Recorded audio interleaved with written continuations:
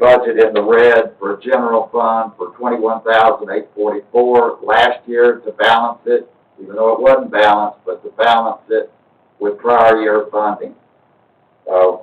We did that last year with 42,000 and something, but this year would only be 21. And on the water, I'm almost sure that we can make it balanced without that, because even with the additional on a 2% increase, then your would be in the red of about $2,000 or $3,000. So I'm pretty sure we can fix that without having that to happen. So that is the budget I'm presenting to water and sewer and general. But with that, I'd like, if there were some questions on the fire department step plan and all that, then I'd like Chief Shelley for you to explain that to the council. Yeah, Marvin, interject for a second. Okay. Chief Shelley does that. I just want to, I think I understood you, I just want to clarify. For this year, before salary increases for the non-step employees, you're saying the budget is in the black, and that is not by using prior year revenue to balance it. That is correct. Okay. I haven't touched that yet. I'm just talking about if you went with the 2% increase, that would put me in the red. Right, I just want to make sure we weren't using prior year revenue to the balance sheet. No, sir, I'm not. Okay. I mean, I have no problem adopting it in the red anyway, like it is, because it's going to cover it. You don't have to do that, but we did last year, but we don't have to this year. Okay. So, But before I get started, let me apologize if you hear a bunch of barking. That's just my German Shepherds. I'm not being eaten. I assure you, they're just barking at the drivers running by. Thank you, Mr. City Manager, for the opportunity to speak to this. So, about 8 weeks ago, the City Manager and I sat down and talked, and he wanted to let me know he'd identified a potential funding source for additional fire department staffing. Did I think that we could get additional staffing pulled together in time for them to start on October 1st? I told him at the time I believed we could. It was in the 5-year plan for that there would be an additional person that when we started the department last, we started it with absolute bare bones staffing with 3 men on duty, knowing that 3 men is the absolute minimum we can ever run and keep our contract with full work. And I was in support of this idea because we had funding that would not impact the general fund as much, and it would allow us to get the program off the year one with some supplemental funds from the federal government. Reason for this whole process is, number one, started out with a staff of 20 part-time employees. We increased the hourly wage to a healthy amount, and we have struggled all year to hire back part-timers. And because we're in a constant staffing model where we have to have 3 people all the time, if we are unable to backfill with a part-timer, we have no choice but to pay overtime. And we did not build an overtime budget that was equipped or having to do with that. So part-time staffing for backfill is not working. We've spoken to it being a bare minimum. Now that we're getting into year 2, these men have accumulated some vacation leave, some holiday leave, and they, like all the rest of us, have got to be able to have some time away from work. But again, when they take off, we have got to backfill that body with the 3rd person. As I said, it was already planned for next year in the 5-year plan. The CARES Act money helps to supplement the increase this year. We also have identified a couple of other saving measures that I think are pretty out of the box. I was excited to discuss those with the city manager. But as you well know, your building inspector, Steve Sanders, has been a certified firefighter and an EMT for close to 20 years.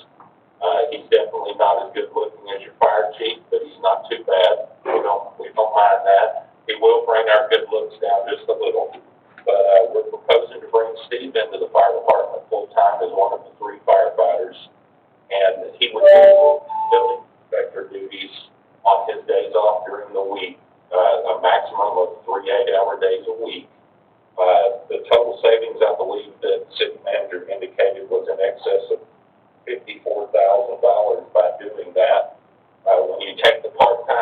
out the savings for the fire marshal money that's been in the budget every year at $5,200,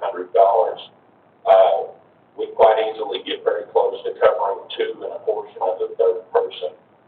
With the CARES Act supplemental funding, it enables us to do this without much more impact to the budget. Mr. City Manager, you want me to speak to the public safety pay plan at this point? Yes, I do. Okay. So when we brought the full-time fire department forward last year, we brought forward with that a fire department pay plan that had starting salaries at the time that were comparable to the police department starting salaries in their pay plan. To my knowledge, that pay plan has not increased in several years, the police department pay plan, from when I saw it when I worked in River Oaks previously. Our pay plan is a little bit different. It had more steps. Public safety hiring is a very difficult proposition in a small community. If we don't keep our salaries somewhat competitive in public safety, then it will become difficult to hire good people and to retain them.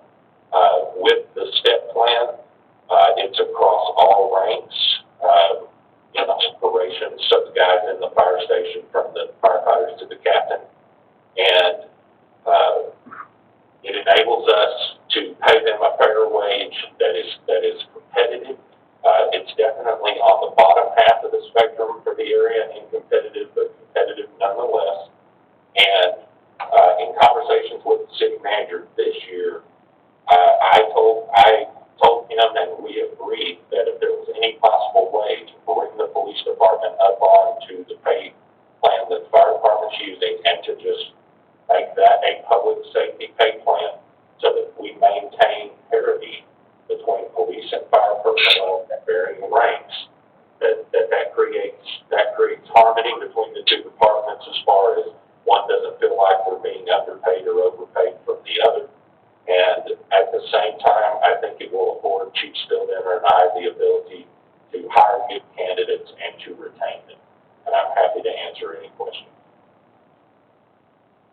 So with this plan this year, with what we're gonna do with the police department, your base salaries will be exactly the same at $46,000, correct? That's correct. Our firefighters would be making that 46,000 figure as well. Which is an officer in the, police department, a patrol officer, versus a fireman. That's correct. In the sergeant and engineer rank, the lieutenant ranks on both sides, and the captain and the deputy chief ranks are in parity. So,